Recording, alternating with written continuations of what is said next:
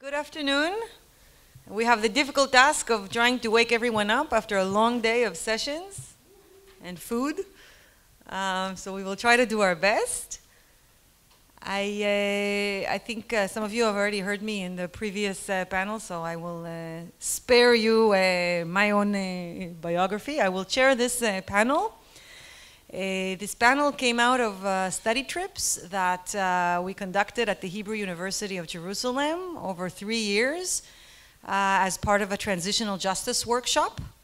So it was a workshop or a course over the entire semester, and 10 days out of that semester we traveled to Arusha and Rwanda to teach the students about the ICTR in Arusha and about some of the transitional justice mechanisms in Rwanda, for example, the gacaca courts that we heard about, and some of the other approaches to justice and reconciliation in post-genocide Rwanda. Students of these workshops have completed research papers upon their arrival, and some of them will be here sharing with us their findings. I see some of the students also in the audience. For me, it is very exciting to meet all of you again. The first class took the trip in 2010, and so it's been a while since I saw some of you guys. We have a fourth presenter here who is I will introduce you guys one by one in a minute, but we have one presenter here who is not a graduate of this program, but rather another program that I will speak briefly about, and who I know from her activism in Rwanda. I will now present to you the speakers. I will briefly present each one of you, and then we will start with the presentations. You will each have 15 minutes, 1-5, okay, to present. Is that all right? Please try to keep it within this time limit so that we will have time for questions and answers. We must finish by 6:30.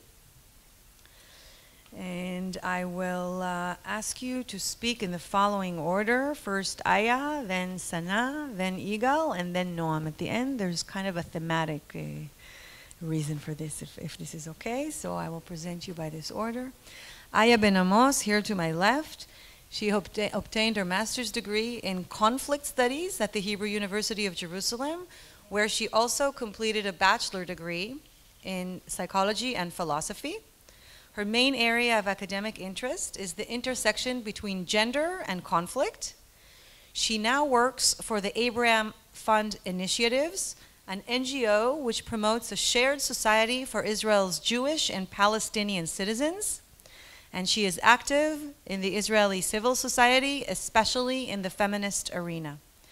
Aya will speak today about increased women participation in post-conflict Rwanda, which was one of her case studies in her master's thesis. Sana, who will speak afterwards, is a Palestinian citizen of Israel from the city of Tamra in the Western Galilee. She is a pharmacist by profession, but she holds a master's degree in international relations. Sana is active in various initiatives for social change and conflict resolution. In 2012, she participated in the Hebrew University's Transitional Justice Workshop and the study trip to Rwanda. And a year beforehand, she traveled to the Balkans to study about the conflicts there, trying to learn in both places, in the Balkans and in Rwanda, trying to learn lessons for our region. Since 2002, Sana serves as a dialogue and conflict resolution groups facilitator, and in parallel to working as a pharmacist, Sana facilitates a group of activists developing a shared society model run by Abraham Funds Initiatives and Tufts University. Sana will present here her research based on the study trip to Rwanda, which focuses on the contribution of the cultural aspects of the gacaca courts. Our next speaker will be Igal Avrahami. Igal is an attorney at law. He completed his LLB, his bachelor's at law, at the Hebrew University in Jerusalem, where he participated in the Transitional Justice Workshop and study trip to Rwanda. Subsequently, he was an intern for the Deputy Attorney General for legislative matters, and he currently works in the law office of Lahav Litvak Abadi. He is also a board member of Hoshen, Education and Change organization, It is an organization dedicated to LGBT advocacy and legislation. Right? He and his colleagues are educational program focusing on LGBT. He and his colleagues are currently working on an academic publication on the legal perspectives of conversion therapy. That is the false attempt to change one's sexual orientation or identity. And this publication is forthcoming in 2015. Yigal will speak about identity politics in Rwanda today. The next speaker will be Ms. Noam Schuster-Eliassi, at the end of the table here. Noam graduated from Brandeis University, where she was a coexistence scholar. Right? The program was conflict studies, right, or international relations, and she was a coexistence scholar. During these studies, she worked with youths in Rwanda and was awarded the Davis Peace Prize for having developed peace-building programs for HIV-positive youth in Kigali. These initiatives supported the creation of healing narratives for health education based on reconciliation and confronting of the past. And it is in this context that we met when we were both in Rwanda.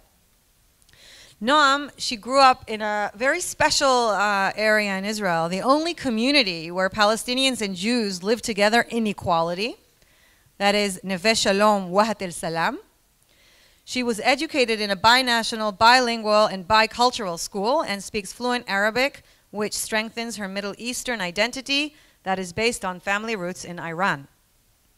Ms. Eliassi, Noam, has worked in peace-building programs with Israelis and Palestinians since a young age and joined the international peace-building organization Interpeace in 2012, engaging with strategic populations in Israel previously excluded from the peace process.